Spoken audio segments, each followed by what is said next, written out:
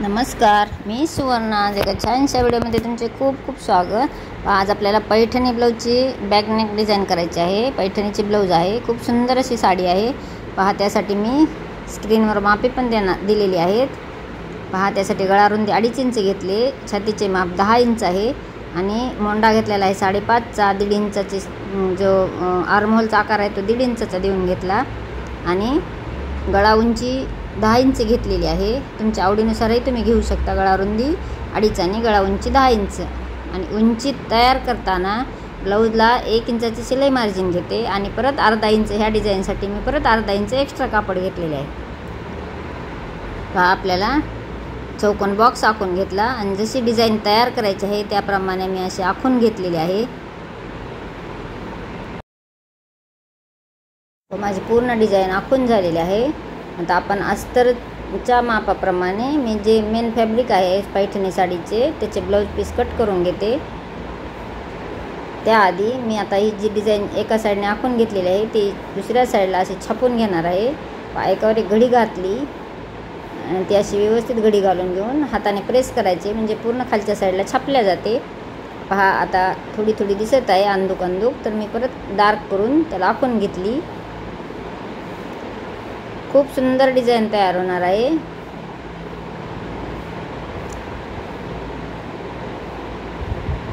आता पैठणीचे जे कापड आहे ब्लाऊजचे ते मेन कट करून घ्यायचे. पहा, मी कट करून घेतले. आता एकावर एक ठेवून घेऊन मी याला टाचण्या लावून घेत आहे.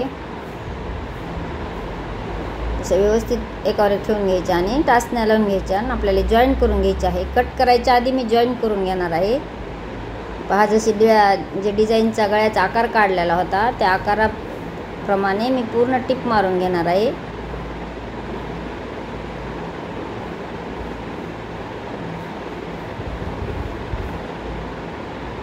बघा, गळा आखून झाला आणि टिपा मारून पण झाल्या.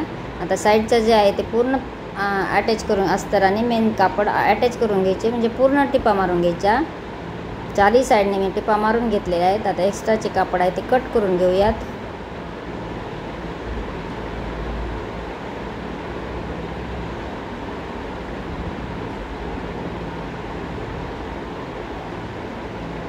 आता एक्स्ट्राचे कापड कट केल्यानंतर जो गळा टिप मारलेली होती पूर्ण अटॅच केलेला होता तो कट करून घ्यायचा. जसं आखला होता त्या पद्धतीने कट करून घ्यायचा.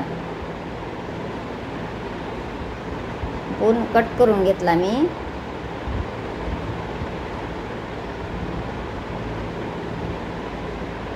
चला, आता आपण ही कशी डिझाईन तयार करायची ते पाहूयात.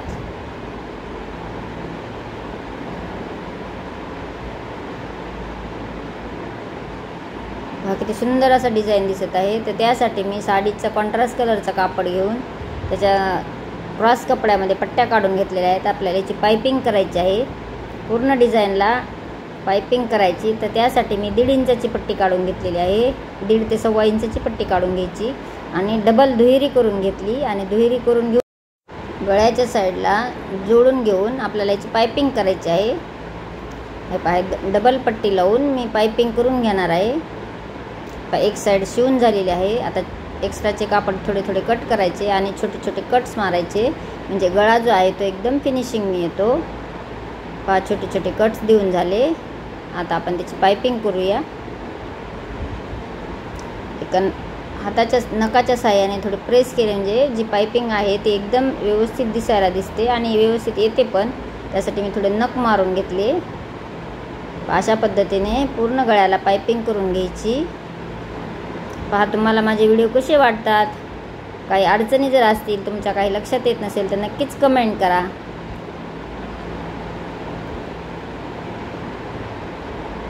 ह्या पद्धतीने अशी पूर्ण पायपिंग लावून झालेली आहे.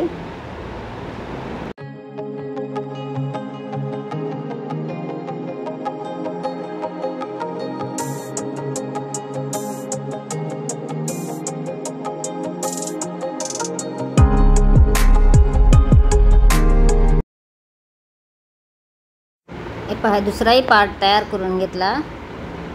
आता खालच्या साईडचं जो आहे तो त्यालाही पायपिंग लावून घेऊया. त्यालाही मी डबल पट्टीच करून घेतलेली आहे, म्हणजे डबल फोल्ड पट्टी केली आणि पूर्ण गळ्याला पट्टी जोडून घेतली. आता छोटे छोटे कट्स मारून घेतले. आता याला आपल्याला पाइपिंग करायची आहे. एक्स्ट्राचे जे बाहेर आलेले कापड होते ते थोडे कट करून घेतले. त्याची बारीक अशी पाइपिंग करून घेऊया. कॉन्ट्रास्ट कलर असल्यामुळे खूपच सुंदर असे ब्लाऊज झालेले आहे. हा पूर्ण पाइपिंग तयार झालेली आहे आपल्या ब्लाऊजची. आता आपण त्याची डिझाईन कशी तयार करायची ते पाहूयात. मी आता त्याला डिझाईन बनवण्यासाठी 2x2 तुकडे कट करून घेतलेले आहेत आणि हे थर्माकोलचे जे बॉल आहेत ते बॉल घेतलेत आणि आपल्याला याची पोटली बटन बनवायचे आहेत. पोटली बटन तयार झालेले आहे. त्याचं कसं डिटेल व्हिडिओ पण मी अपलोड केलेला आहे. पाहायला नसेल तर आपल्या चॅनलवर नक्कीच पहा. तर पोटली बटन तयार झाल्यानंतर पहा खूप सुंदर असे डिझाईन तयार होते. पहा असे पोटली बटन तयार केले. आता हे बाजूला ठेवूयात. त्यासाठी क्रॉस कपडा काढून घेऊन एक बंद तयार करून घेतला आहे, म्हणजे नॉट तयार करून घेतलेली आहे. पहा आता त्याची डिझाईन कशी तयार करायची. मी जे बटन आहे त्या बटनवर जे पोटली बटन तयार केलेलं आहे त्या पोटली बटनवर जसे मी व्हिडिओ दाखवलेले त्याप्रमाणे असे ठेवून घ्यायचे आणि दोऱ्याच्या सहाय्याने गुंडाळून त्याला आडा टाकून घ्यायचा. दोन्ही कलरचे कॉन्ट्रास्ट कलर पण वापरलेला आहे साडीचा आणि ब्लाऊजचा कलर आहे वापरलेला आहे. पहा एक्स्ट्राचे कट करून घेतले. असे सर्व बटन मी तयार करून घेणार आहे जसे मी व्हिडिओ दाखवलेले त्याप्रमाणे.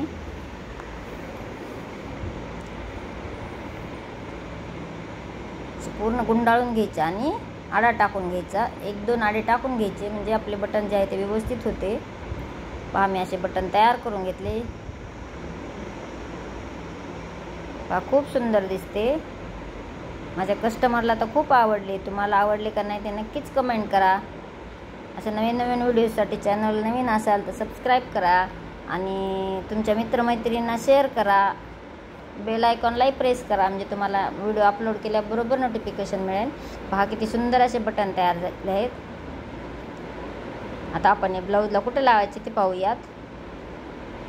पहा खालचा जो गोल राऊंड आहे त्या राऊंडवर मी असे जसे मी व्हिडिओ दाखवलेले त्याप्रमाणे सिंगल फूटचा वापर करून मी लावून घेणार आहे. पूर्ण पोटली बटन जे आहे ते लावून घ्यायचे आहेत आपल्याला.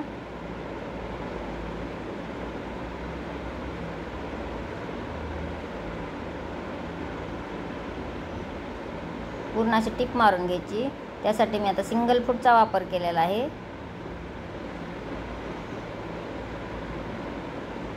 डबल फूट काढून ठेवले आणि सिंगल फूट लावून पूर्ण टिप मारली म्हणजे जे पोटली बटन आहे ते व्यवस्थित येतात.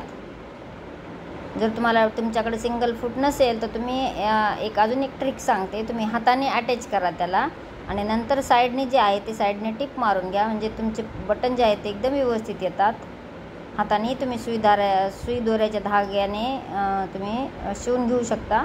आणि अशी मी जी खालच्या साईडला जी टिप मारून दाखवलेली आहे हे पहा मी डबल टिप मारून घेतली म्हणजे दाब टिपही झाली आणि आपले खालचे कापडही अटॅच झाले. पहा किती सुंदर असे बटन बसलेले आहेत आपले. खूप सुंदर डिझाईन झाली. आता आपण याचे ब्लाऊजचे जे वरचा भाग आहे ते जोडून घेऊयात. मशीनचे पूर्ण जॉईन करून घ्यायचे मशीनने आणि याला डबल टिप मारून घ्यायची. आपण याला अर्धा इंचाची शिलाई मार्जिन ठेवलेली आहे. अर्धा इंचाचेच कापड सोडून असे व्यवस्थित टिप मारून घ्यायची.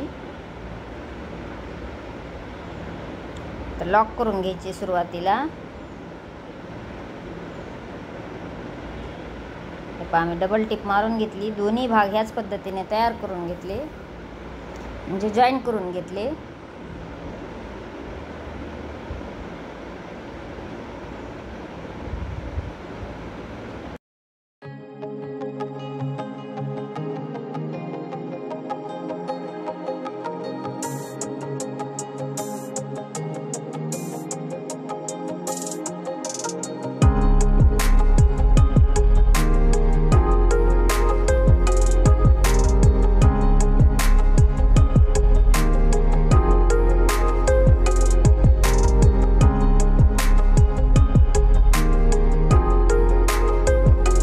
डिझाईन जॉईन करून झालेले आहे. दोन्ही साईडला आता टक्स मारून घेऊयात. बरोबर शोल्डरचा मध्य करून दोन्ही साईडला टक्स मारून घेतले. तर 1 ते 1.25 इंचाची पट्टी तयार करायची. एक साईडला दुमडून घेऊन मी 1.5 इंचाची पट्टी घेतलेली आहे आणि एक साईडला दुमडून ते 1.25 इंचाची पट्टी तयार झाली. तर आपल्याला एक साईडला दुमडून घेऊन अशी पूर्ण टिप मारून घ्यायची, अटॅच करून घ्यायची. आता त्याच्यावर एक दाब टिप मारून घ्यायची. दाब टिप मारून झाली. आता ही आतल्या साईडनं पूर्ण फोल्ड करायची, म्हणजे आपल्याला तुरपाई करायची आहे. पायपिंग तुम्ही ह्याला खालच्या साईडलाही पायपिंग करू शकता, पण माझ्याकडे कापड शिल्लक नव्हते म्हणून मी खालच्या साईडला पायपिंग केलेली नाही आहे. तरी खूप सुंदर दिसेल. पहा किती पट्टी फिनिशिंगने आलेली आहे. तर पहा माझ्या कस्टमरला तर ही डिझाईन खूप आवडली. तर मला जर आवडली असेल तर एक लाईक करायला मात्र विसरू नका. तुमच्या मित्रमैत्रिणींनाही शेअर करा आणि चॅनल नवीन असाल तर सबस्क्राईब करा. भेटूयात नेक्स्ट व्हिडिओमध्ये. Bye bye.